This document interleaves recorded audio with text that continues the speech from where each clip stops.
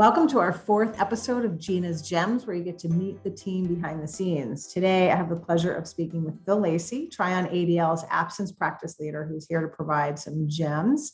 So a few ideas to consider around rebalancing in the large employer market. Before I introduce Phil, today is his 43-year anniversary in the business. And Phil, you look so young. How do you do? It's good genes. I'm thrilled to have you here. You know how we kick these things off. You got to share a little fun fact about yourself before we get into the meat of it.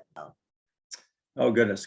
Fun fact. I guess back in my early 30s, I was playing softball in a Park District League 2 nights a week. And just before I ended up moving from Chicago to Portland, Oregon, my last softball game, I played against Michael Jordan. How'd you do? We beat them. And it was astonishing to see a 6'6" guy playing shortstop. But oh my gosh, it's quite an experience. Amazing. That's amazing. Very memorable indeed. All right. So Phil, you and I have talked about the theme of rebalancing. So we know it's very prevalent in the large employer market, but particularly in the healthcare sector. We also know that there are 5 generations right now in the workforce, and accrued sick leave plans are simply outdated. They just don't work for younger generations. So can you share some of your insights? Sure. Especially with healthcare, you've got a population that's 75–80% female. You get a lot of turnover, so you've got a fairly young workforce in many of these organizations, and they come in, and the new generation doesn't think they're going to be there for 5+ years like the old generation. And these sick leave plans were developed years ago as a kind of a loyalty perk to keep employees around for a long period of time. The more years you're there, the more you accumulate.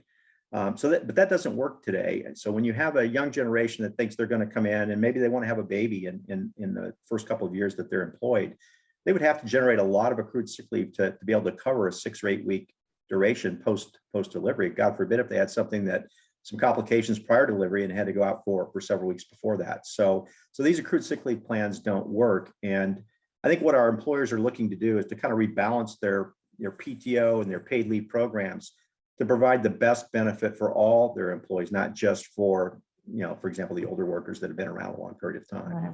So I think that's what's leading to. That makes total sense. What about non-healthcare? Are you seeing the same trend there? We are. They may be doing it for different reasons. I think the pandemic exposed a lot of shortcomings in a lot of paid leave plans around caregiver leave in particular. And so I think a lot of our non-healthcare clients have looked to try to rebalance there, including, the fact that a lot of the states are enacting paid sick leave laws, and your non-benefit eligible employees are going to have a plan then, a separate plan for them. And so some employers are actually considering going back away from PTO to split vacation and sick to cover all their employees in the same format. Yeah. So I'm curious, how have you and your team been able to help your large employer clients? Well, we really try to attack it from the standpoint that it's a very holistic review. You can't just go in and say, well, how can we change the plan design without actually looking at how employees are actually utilizing those benefits first. You're going to have winners and losers. Who are the people that are going to lose if we make this change, and who are the people that are going to win? And I think employers are also cost conscious still. So, where's the money going to come from? Can we reduce some cost to other programs to help offset the cost of, say, bringing in a caregiver leave program? So we like to go in and look at it from a compliance standpoint, a policy review standpoint to make sure that the policies conform to where they should, a plan design, and then look at the data analytics to see how employees are actually utilizing and what the cost of those programs are. So I think if you look at it holistically, then you've got better insight and intel to make the right decisions. Awesome. Makes total sense. And really appreciate you sharing your insights and experience with us today. Thanks for being here.